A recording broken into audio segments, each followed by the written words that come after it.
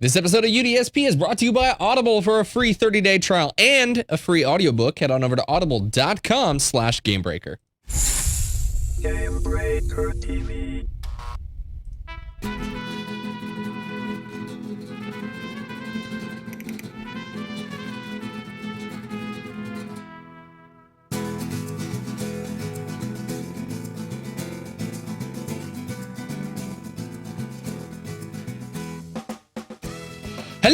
Hello, everybody. What is up? Welcome to episode 20 of Unicorn Duck Shadow Puppets. You're watching Gamebreaker TV. I am Mike Schaffnitz. I am not Gary Gannon. Gary Gannon's being a slacker today. I told you guys he'd be back, but I lied because I'm a liar and I don't like to tell you guys the truth. No, Gary Gannon's off doing something important, so he asked me to fill in today. My apologies. Hopefully, if all goes as planned, he'll be back next week. Coming up on today's show, we learn about leveling, abilities get organized, and new zones are revealed? All that and more, but first, you guys know him from Guild Umbra. Wow, I just merged those two words into one syllable. From Guild Umbra.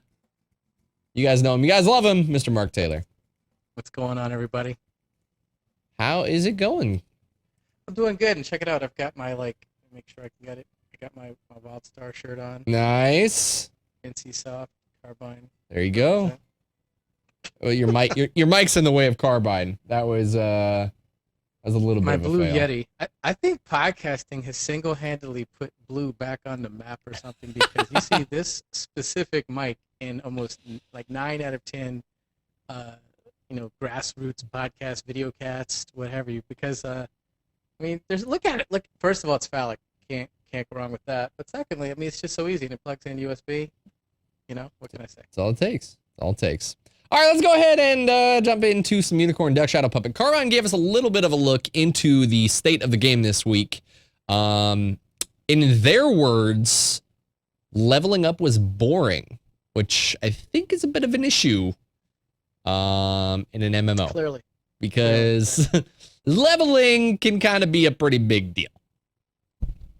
I mean, especially depending on how many levels are in a game. I mean, most games seem to be tapering off at like 50, but I mean, a lot of games, especially ones that have been around that have had add-ons over the time, seems to be like 80 seems to be the number.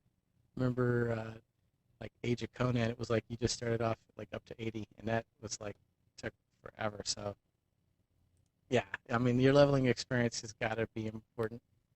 So, reading into a little bit of what they said here, you know, I wouldn't really blame people for thinking that they were talking about leveling in general. And they talked in the past about kind of getting to max level taking a little bit too long, right? Right. So, in this case, though, they were kind of literally talking about the moment that you level up. The ding, not the process. Like the action of leveling up didn't feel fun and interesting.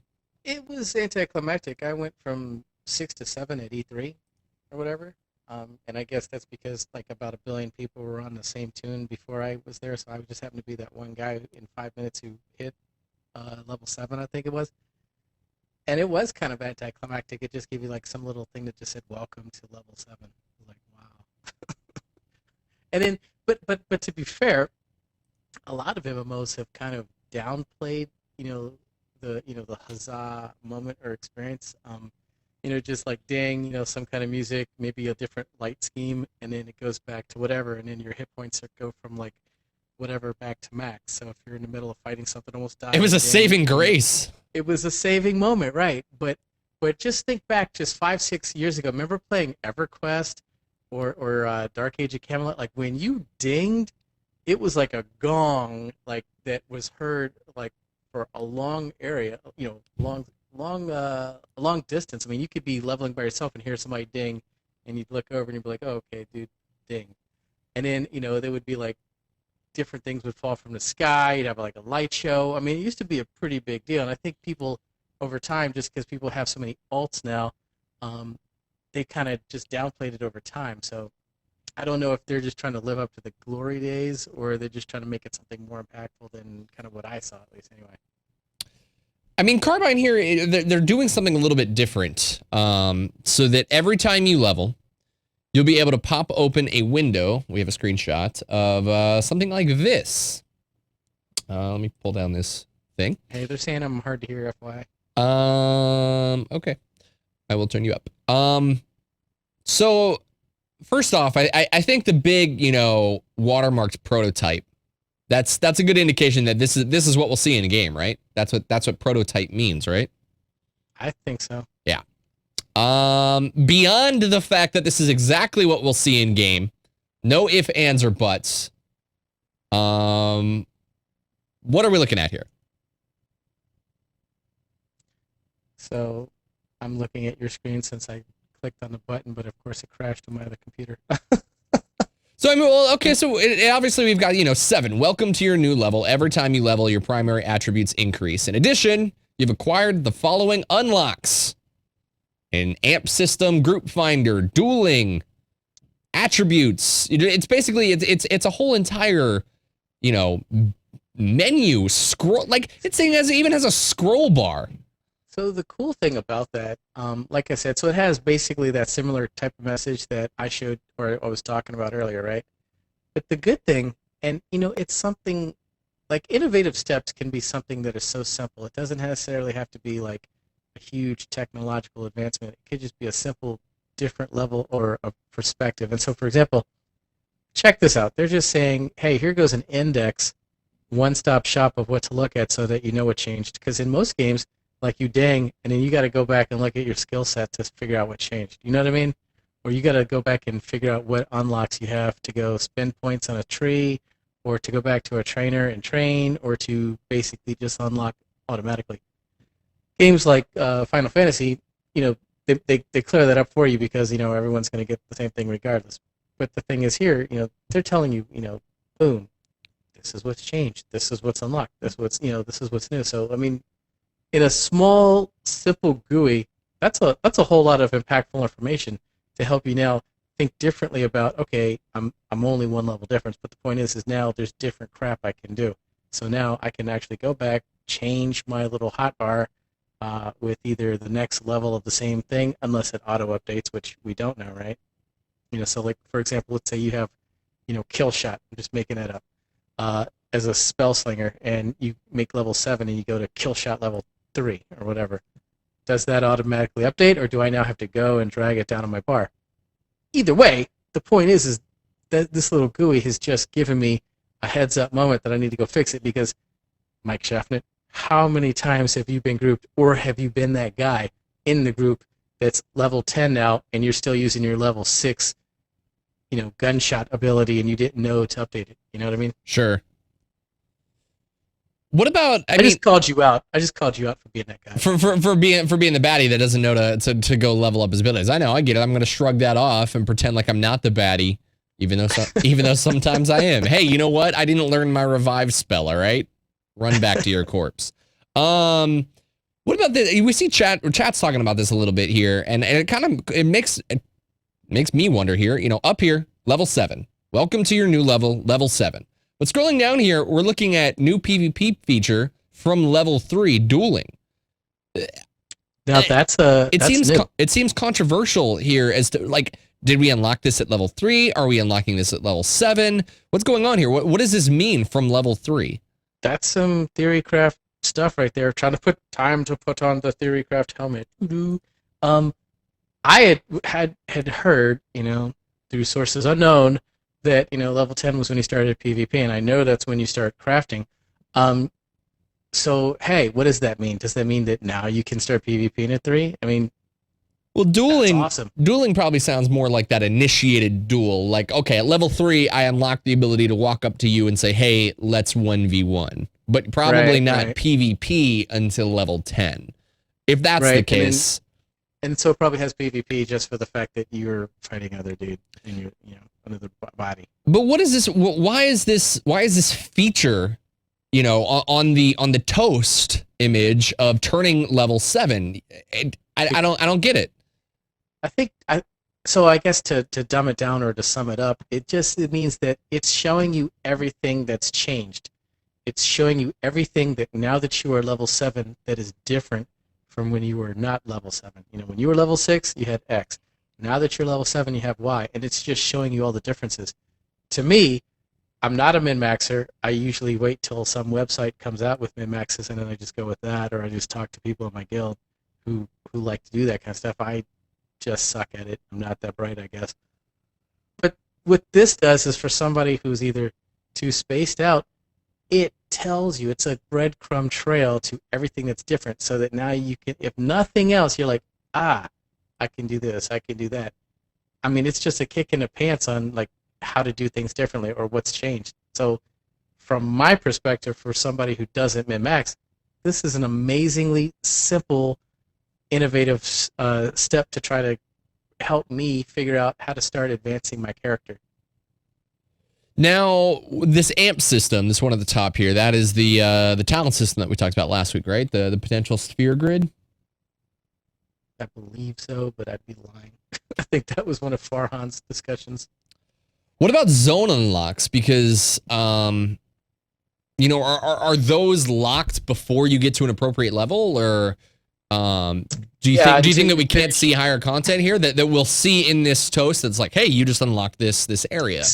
So based off of what I saw, and this is just from what I've played and what I've heard, but what I saw at E3 playing, you have to basically do whatever the story quest is to unlock the ability to get to the next zone. You can't just go to the next zone. And usually what I saw going to the next zone was getting into a ship and flying there, right? So you had to finish the area quest. And that's the part that I'm not sure of, is whether it's your story quest. I know it's not a class quest, but it's either your regular main story quest or just the area quest to unlock the ability to like get in a ship and fly somewhere, or to unlock it. But from what I see, or what I did see, it didn't look like there was any area that you could just walk into the next zone or next phase, or through a door, or go through a bridge, or something that's a barrier, right? Now, I mean, this seems kind of interesting because I know there's not a ton that you can do in higher level zones when you're low level, but I think that, you know, anyone, I'm going to use WoW as my example because for me it's the most relevant, but I'm sure anyone out there remembers playing an MMO, trying to roll a new character. You know, I'd play a night elf, but the first character I ever rolled was human, so I would take that night elf for like the first 3 hours of my gameplay and run across the entire continent to play in an area that I was more familiar with. Does it seem WildStar, does WildStar justify any reason for kind of restricting that sort of thing? So to answer your question, I don't think so. And I remember, like, I'm trying to remember, you know, it's been a while since E3. If as you run through areas, it's kind of like a fog of war type thing. So as you move through other areas, they become open.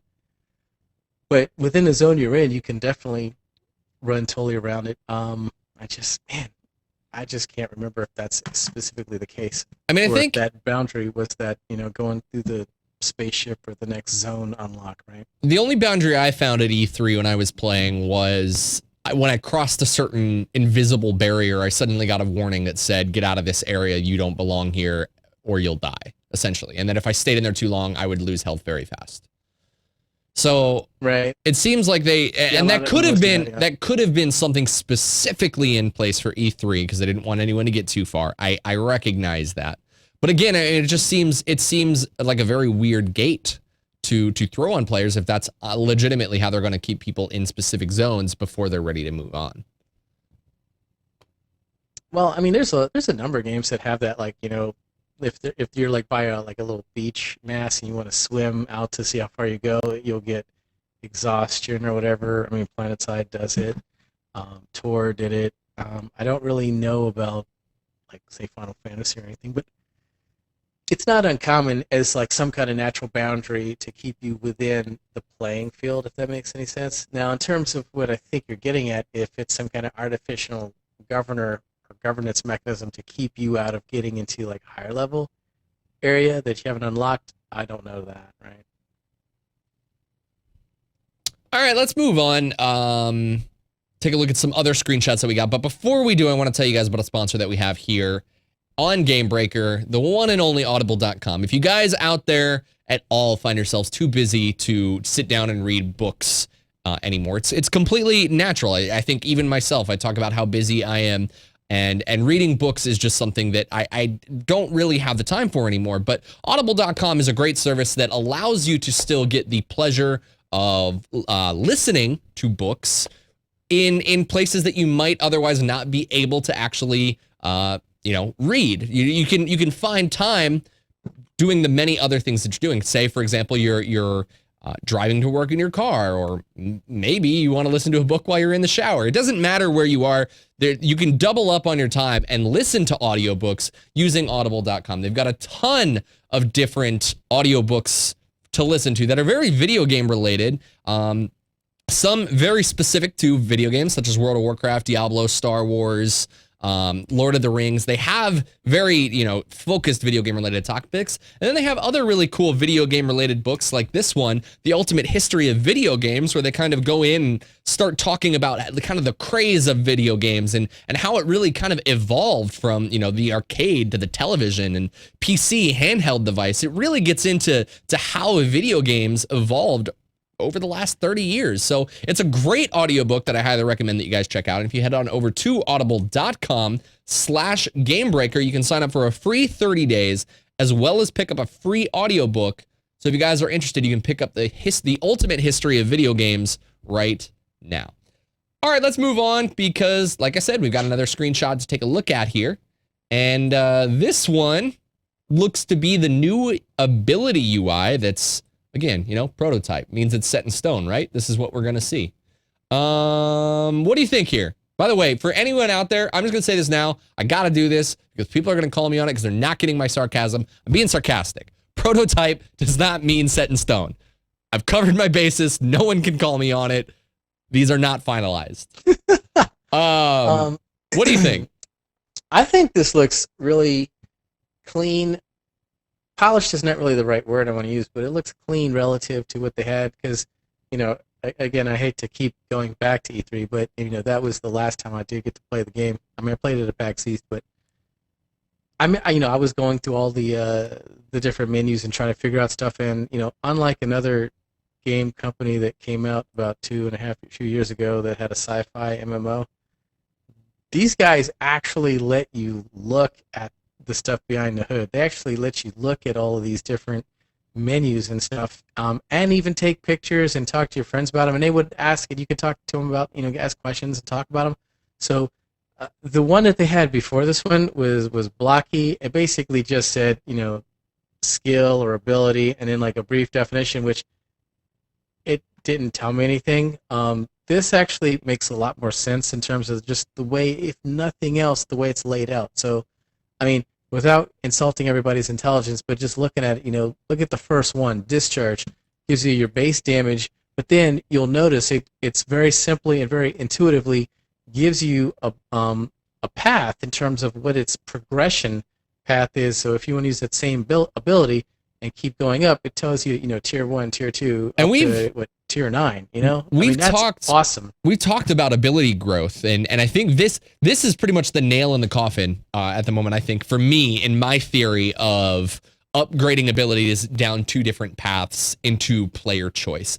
I think, right. And now from this, I'm more than willing to say that you can choose to upgrade your abilities, and at, tier 4 and tier 8, you'll get additional effects. Instead of maybe tier 1, tier 2, tier 3 is just additional damage. But clearly something big is happening at tier 4 and tier 8. So maybe it's no longer a matter of branching effects. I think it much more based on this cold prototype and this mock-up makes it sound like you'll have a certain amount of points and you can go so far down a tree to give yourself a single additional effect to these abilities. Exactly. And then, the other good thing about it is once you've unlocked a base ability, you can kind of see what your future path is. So kind of exactly what you said, but I guess the only caveat is the fact that you can look at it and see the maximum abilities that you can add to it, or the maximum versions of that ability, device looking at, like, say, a newer ability, and so that gives you the option to say, well, do I want level 5 discharge or do I want level 2 devastator probes? Now you can kind of see where that pathway is going to go, whereas normally a lot of times you can't see the end path of the tree of that skill. You can only see, the next version that you actually choose. So you could have a character theoretically that essentially is using the level 1, 2, and 3 skill.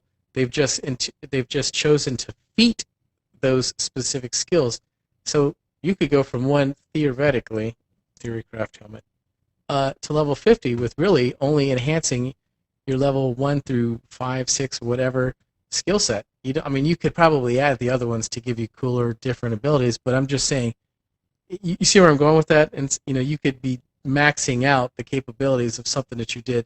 So that enhances your ability to come up with a more simplistic rotation. Sure. You don't have to, over time, keep, like, every 5, 6 levels kind of trying to learn a new rotation or going through some fan site, which fan sites do a great job of min-maxing, don't get me wrong, but going to one trying to figure out, okay, well, from 35 to 42, what's my rotation got to be now, which now you have to learn how to play differently, and that's always uncomfortable, but sometimes we have to do it if we want to actually get the most DPS or most tanking or healing or whatever in a fight. And those are the things that progression-minded players are looking to do. So just simple basic things like this that are not reinventing the wheel, but just giving you some basic information can help you figure out how to do that. Well, even more on talking about, getting basic information out of this this UI that we have the prototype of.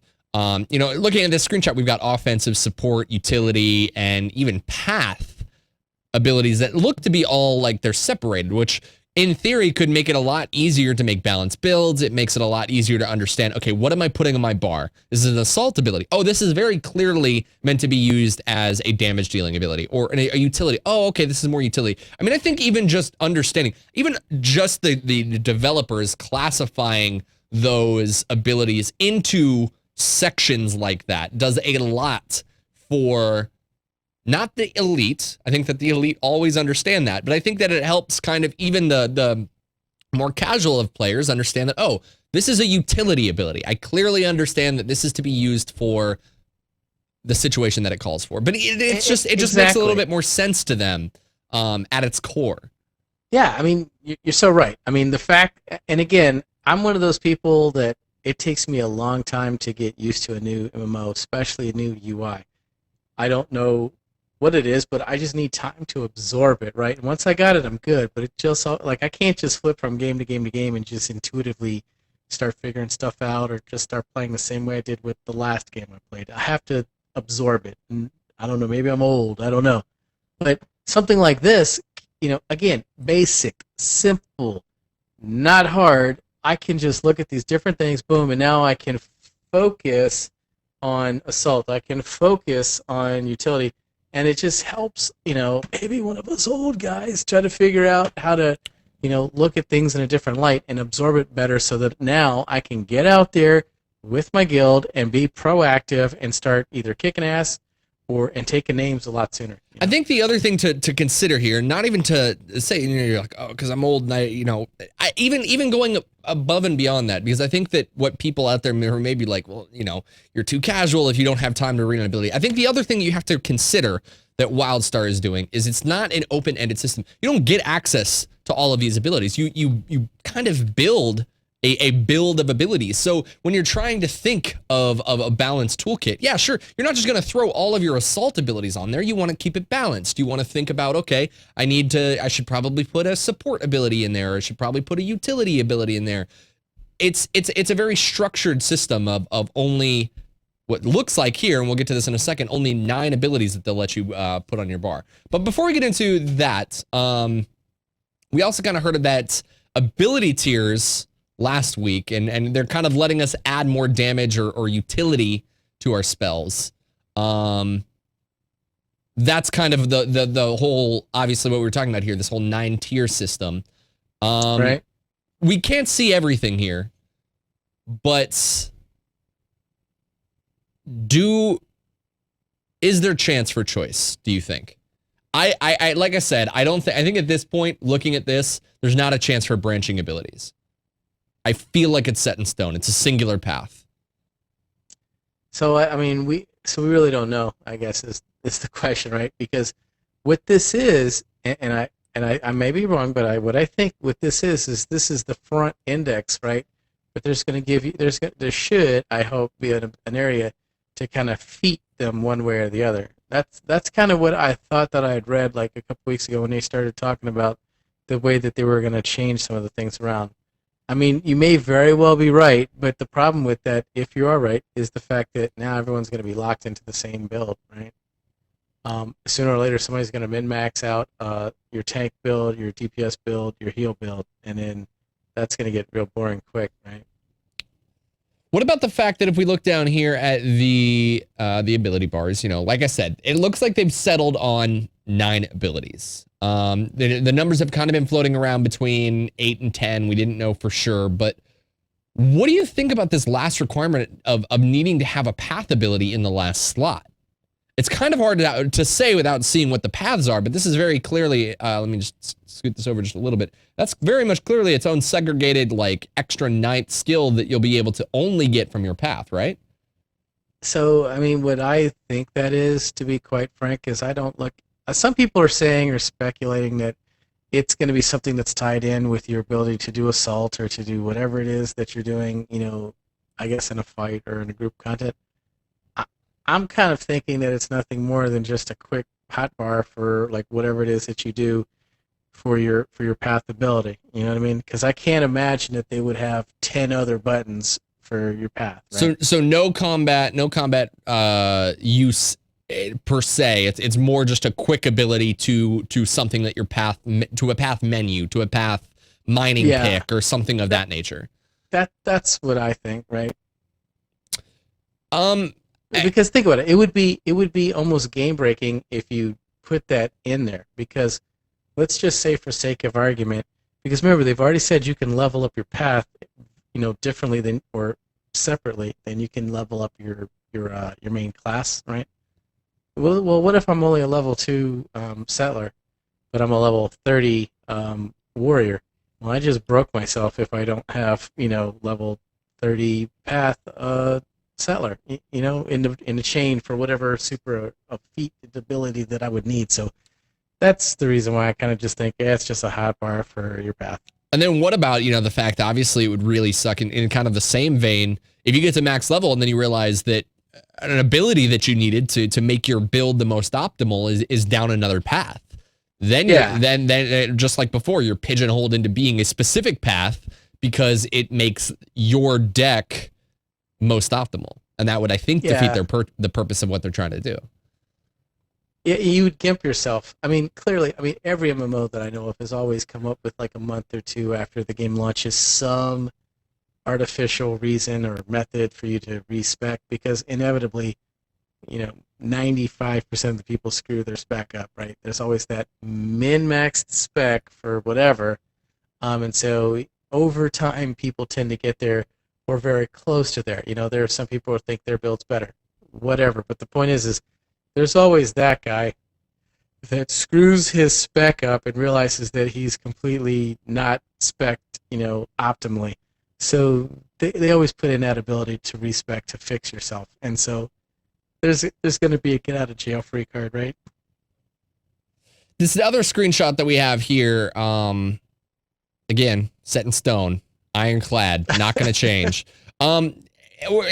We knew before that they were going to do this. Kind of, instead of killing 10 rats, you get a progress bar that shows you how far you are in completion. So basically, for those of you that maybe still don't understand it, it's setting it up where if you kill a big monster, you kind of progress more than you would if you kill one of the smaller ones.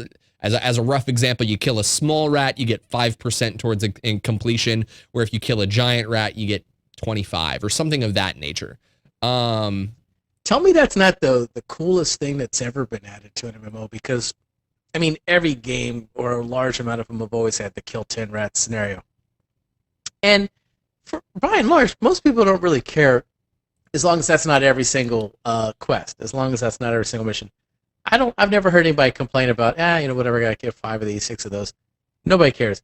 When that's like all you're doing, or that's really the lion's share of your missions, then people really complain and they grind, and they call it a grindy MMO. Some people might call it an Asianly based MMO, because they tend to be grindy. Folks like to, they love the grind. But that's awesome for the fact that now you have choice on how you want to complete your mission, right? Now a player has the chance to determine the path to their success versus just there are 5 or 6 different types of quests. You hope that the developers were creative enough to come up with an interesting way to explain the quest, to explain a reason why I'm killing 10 rats or whatever. But the point is now I am the master of my own destiny. I can go and kick that big rat in the face, or I can kill 10 rats. Well, right? What about the fact that, I mean, it's some people would argue that, it was always more effective to just gather up 20 of the little rats and AoE them down because they didn't hit for much. Why go aggro that really giant one that I have to 1v1 when I can collect 20 and just AoE? This kind of helps offset that balance a little bit and incentivize players to actually try and take down the harder mob. Yeah, I mean, it also incentivizes those folks to do something new, right? The former, though, like you just said, gathering 10 rats, to me, that is whether it's artificial or just very well designed or planned method or reason to group, right? Because a lot of MMOs, they say, Jeremy Gaffney said at E3, they've done studies in like 70% or 60%, one of those numbers, of most MMO players level solo, and then they come together at endgame to do raids or whatever, organized PvP. Now, kind of a throwback to like EverQuest, like, the original EverQuest, now there's a reason outside of just XP, now there's a reason to group, right? Now you can help organize and group, because think about it, normally unless you're some kind of AoE DPSer, which means you probably don't have a lot of hit points, now you got a reason to group up, or you have a method to group all these mobs up, right? Because what's going to happen if you're a clothy and you just AoE'd 10 rats? Well, if you just don't want your mouth to start writing checks that your ass can't cash or cover, right? And we saw that exact effect in World of Warcraft. I know everybody doesn't like when we bring up World of Warcraft, but we did see this with their 4.3 patch, where it was the Baron's Quest, where you had to go and you could either do stuff solo and collect stuff at a very slow rate, or you could take on kind of these generals and you would get massive amounts of the stuff that you would single loot. And we saw that exact effect that you're seeing. People would search for groups. They would meet people on their servers. They would start socializing. They never had to stop working towards a greater goal, whether they were alone or with a group of people, but it did bring back that important aspect of trying to socialize with your community to hopefully meet people and begin playing with people. Yeah, I mean, I don't understand the folks who want to play MMOs solo. I mean, I had a conversation with a guy in my guild this morning. I mean, we had some interesting drama with Final Fantasy, which I call Final FedEx online now. We're talking about, planning for WildStar, ways that we're going to organize grouping. And then, I kind of got pushback. It's like, well, I want to group alone. Why are you playing MMO? Why are you playing an MMO if you want to level alone? I don't get it. I don't get it. But whatever. There are those folks who like to level alone. I mean, to me, it just takes more time to do that. It depends. I honestly, truly feel it depends. So I'm gonna even stop the show just to kind of talk about that, because I think that this is an intervention. No, and we'll get back onto it, because I think it's just an interesting topic that kind of relates to this. Is there are people, myself included. I like to level alone. I like no distractions. I like to just put my head down and focus, and I don't have to wait for someone else to collect all their stuff or whatever the case may be. It's just me going about to point A to point B to point C to point D without worrying about anything in the process. Now I feel there, and again, this is just me in general, it's faster because you only have to worry about yourself. It's slower because you can't do as much, and it's systems like this actually help encourage you to group. Because if I could get my quests done faster because I could take down the larger mob, then of course I'm going to look for a group. But if it's something where in the past, where you said, all you got to do is kill 10 rats, I don't want to group with someone.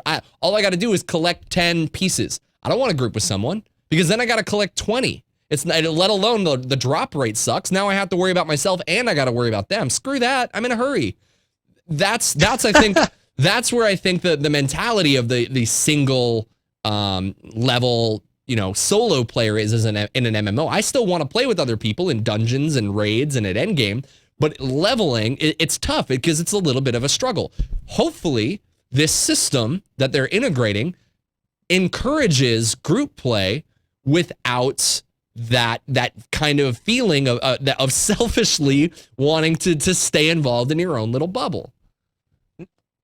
Now, is that just because you don't have a consistent, regular group of folks that are your friends to group with, or do you have that and you just still choose to group with them? Because I guess I would argue that if you had a guild or just a group of friends that you know, that you like, that you trust, that knows how to play the game to your satisfaction, would you still level alone? I've got one person, I can honestly think, one person that I play all video games with, that I played every MMO with. We always enjoy playing together. We play at max level. We'll level together even. Gary doesn't count.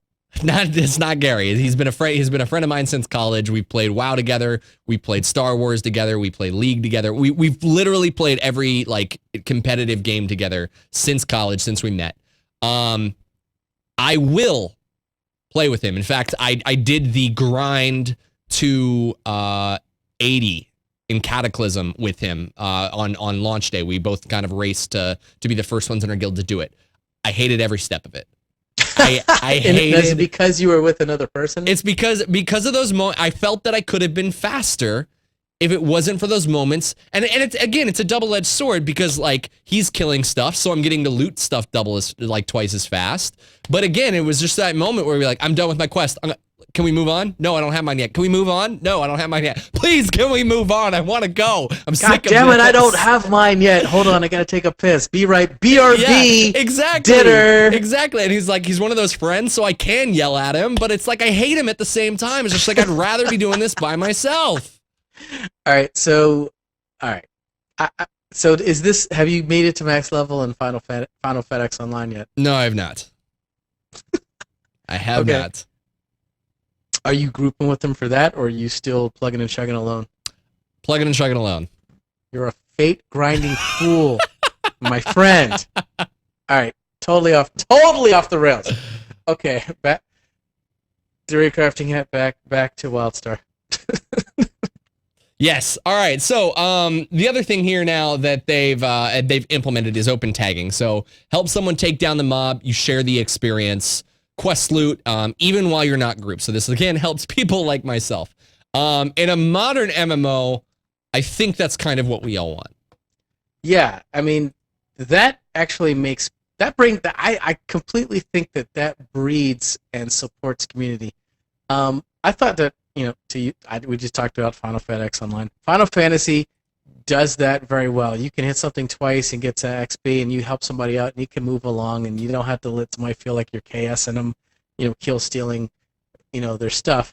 And it's kind of cool because then, if you have enough people kind of doing it, then you're like, hey, do you want to group? And then and I know you don't like to group, but I'm just trying to say, hey, do you want to group? And we can group. And now you can just start cranking out that stuff faster. So by doing it, now people don't feel like hey, this guy's KSing me, what an ass, Now everyone just, hey, I'll hit that, I'll move on, I'm on my way. It's a great thing. It's a great mechanic. It helps breed community. It helps stop animosity because I've seen people get into stupid wars over the fact that you killed my rat, you bastard. I must now, work for the next 10 years trying to destroy your family name or some bullcrap like that. You know what I mean? What about the fact that I don't have any ideas. I don't have any ideas off the top of my head, but it's kind of what you're talking about of people abusing the system where it's multi-tap though. Because there's no abusing it. There is no abusing that system when you're leveling. It's kind of like if I don't think you have kids. I got 2 kids. I got a baby right now. they say that you cannot overfeed a baby. I don't know if I agree with that, but I'm just trying to say that's what they say. You cannot overfeed killing people or tagging mobs or not tagging mobs or hitting mobs as you're leveling from 1 to 50. As long as you're not stealing a mob from somebody else, go on and do you think kill and move on with your life. Do you think then here with their percentage cost? Okay, so we're off the system where it's kill 10.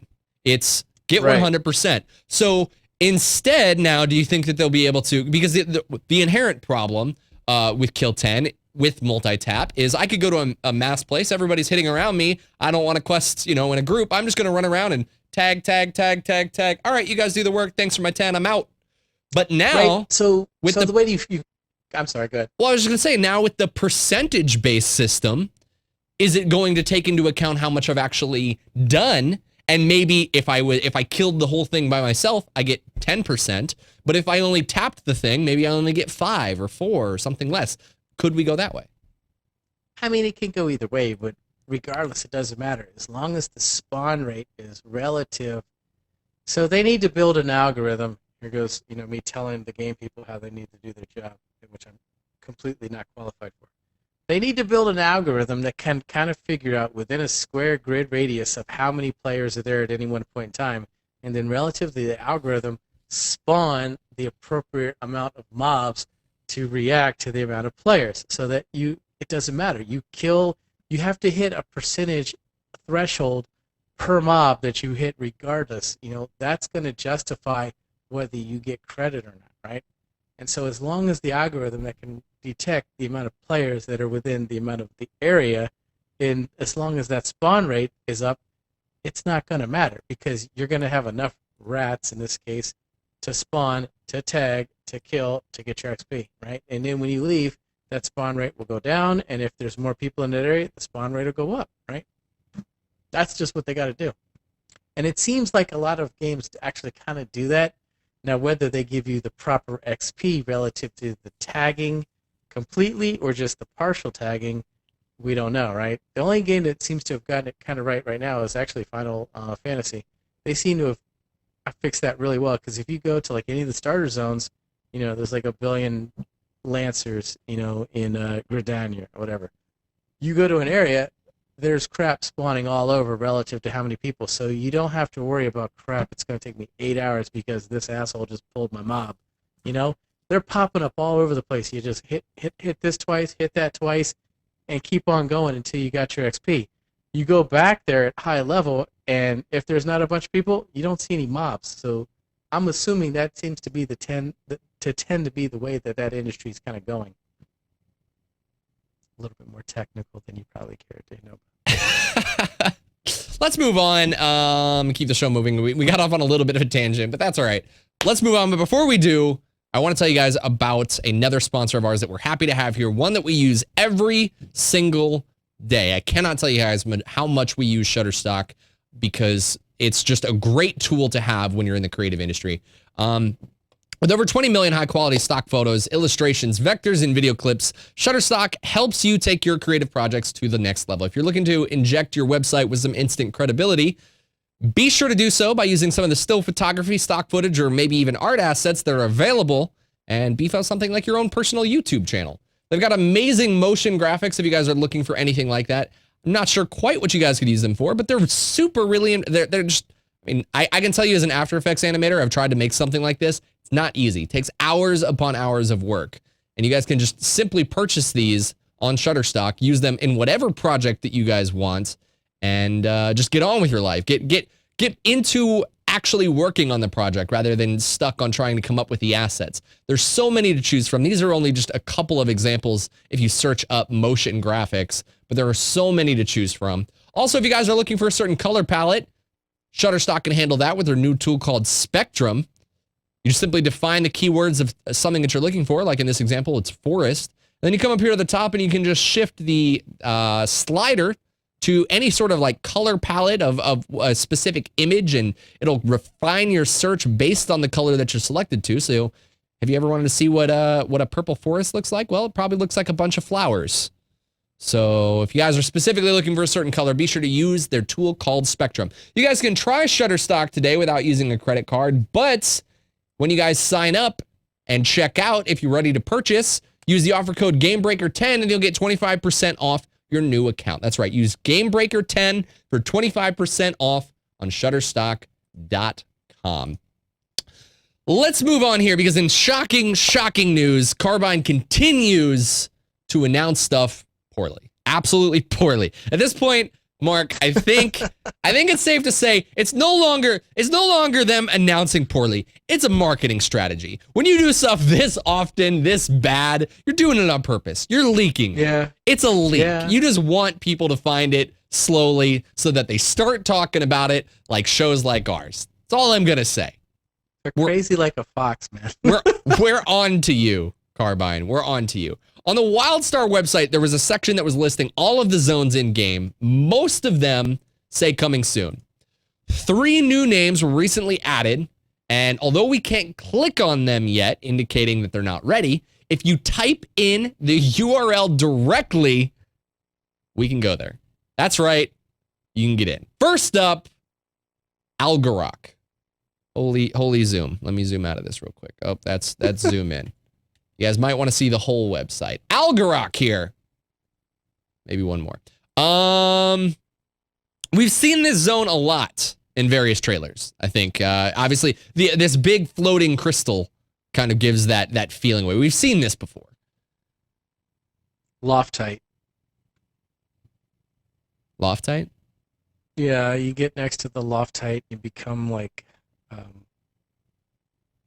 gravity ceases to work normally. Right. Jump, which you like super jump or whatever. Yes, I remember that. Hey, look, coming soon, coming soon, coming soon, coming soon. We got past you. We win. Space pirates, lawlessness, ancient ruins, all this, the Allies tab says coming soon. If I click over to here, there's actually nothing here available. So there's no info that's really available on this, but we can kind of look at the overview of what this zone is going to look like. You know what's the awesomely scary thing about that? The fact that look at how many zones that are coming soon. I know, right? That's amazing. I mean, the fact that unless, obviously you're going to have some people who are going to go from 0 to end level like in the first hour. But in a normal world, that's like a whole lot of content. I mean, these guys are talking about 200 hours of content. And that's just your leveling experience. I've had Jeremy Gaffney tell me, to my face straight up that, we have specifically designed this game. And yes, I'm completely off on a tangent. Have completely designed this game for endgame first and then to build, to back end our way into the leveling experience to get to it. That's amazing how many different levels that you have and how many different abilities and, allies and enemies. And we're going to learn about all that cool crap like in the coming months. Now, the next one that actually was available was Galaras. Galaris? I'm going to say Galaris. Galaras. That was my freaking Midwest accent. This one... real quick? What's that? Yeah, feel free. So we keep talking about how these guys are geniuses of like releasing information. If you're ever like wondering like about their PR folks, Chelsea Takanuchi, that's their PR person that they've hired. And then they've actually hired on Michael Schelling. That's the actual Carbine PR guy that's working full-time. So these guys with their external PR front, these guys are coming up with just amazing ways to release this information. That's my little bit of like inside cred. Amazing ways, huh? Amazing ways. The internet hacks it, finds it, they accidentally push it out. I don't know about that. I don't know about that. No. I'm not trying to. It's just always funny. It's funny that we're seeing all this stuff leak like this. I almost feel bad. I almost feel like this is something that we shouldn't be showing. But you know what? It's available. If we don't show you, you're gonna read about it somewhere else. So we want to talk to you about what else is available here. This one actually looks really cool. Galaris. War, explosions, dark and twisted, and giant bones. Just kind of like an evil exile versus Dominion war zone. I mean, it's really dark, really kind of war torn. I mean, if you come up here and we look at enemies, which is actually clickable as well, we've got stem dragons, big giant plant animal things. I mean, that looks... Buzz bings. I don't... Scraps. What? That... I'd turn and run the other way. That thing has feet. What kind of Venus flytrap has feet? Crazy. Buzz bings, which are kind of weird insect thing. Oh, wait, hang on. I go back over to here. Enemies. And then buzz bings. Kind of look like giant bees, you know? Oh, and, you know, scarabs. I could be wrong. I think they got scarab and scorpion mixed up. Just my thoughts. Scraps. Scrabs. Maybe that's why. Maybe if I could read the word right, it wouldn't be so blatantly. So these are basically giant scorpions, scrabs. All kind of in the zone. Gallerus. Now, let's take a look actually next at the Northern Wilds here, which was kind of very buggy, but looks like, well, we have no overview. We have some enemies, at least, that we can take a look at here.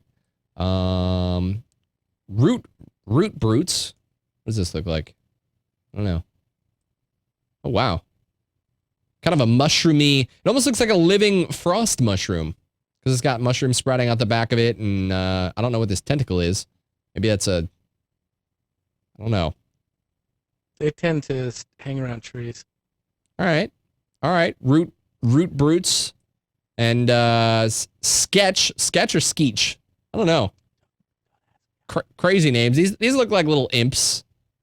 And then Ultrabot. Oh, okay, here we go. So this is the Ultrabots. This is most likely where we saw the giant robots from all of the trailers that we saw. I'm not saying that it will necessarily be here, but obviously if we go on the idea of where these classifying where obviously there's a whole bunch of robots, we could very well see the giant robot that shoots laser beams out of its eye in this zone as well. So I don't know. These are actually available. Like I said, if you guys are sneaky enough and type in the actual name into the URL, you can actually access these for yourselves and get all the information for yourself. So go check it out on WildStar before Carbine catches on. Mark Taylor, you can follow him right down there at Mark Taylor. Or Guild Umbra. My apologies. Completely trying to get music started, and I didn't even think. You can follow him right down there at Guild Umbra. Be sure to catch him every week right here on the WildStar Show, UDSP. Thank you so much for coming on, Mark. I guess I should say thanks for having me on, since you're here every week. Be sure to catch him here every week. You guys can follow me right down here at Mike Shavnet. Be sure to catch me over on all of Gamebreaker stuff, waypoints, and most importantly, if you guys have any questions that you'd like to call in and ask, I've got a live call-in show where you guys can call and really talk about anything. So if you want to talk WildStar, if you want to talk anything, it doesn't even have to be video game related. Be sure to catch it After Dark. That show goes live every Tuesday at 9 p.m. PST, PDT, whatever you want to say. Be sure to check that show out. I'm gonna crash that show. Do it. You should do it. Be sure to check it out. Also, if you guys are MMO fans, be sure to check out everything that Gamebreaker does at Gamebreaker.tv. We've got a lot of information that goes up on the daily, so be sure to check it out. Follow us on Twitter. Check us out on Facebook. Thank you guys so much for watching. I'll say it again. Could be wrong. Don't hold me to it. Gary Gannon might be back next week. I don't really know anymore with him. Sometimes. He's making moves. It's what he's trying. He's trying. Be sure to catch us every week. This show goes live every Monday at 3 p.m. PST. Thank you guys so much for watching. See you next week.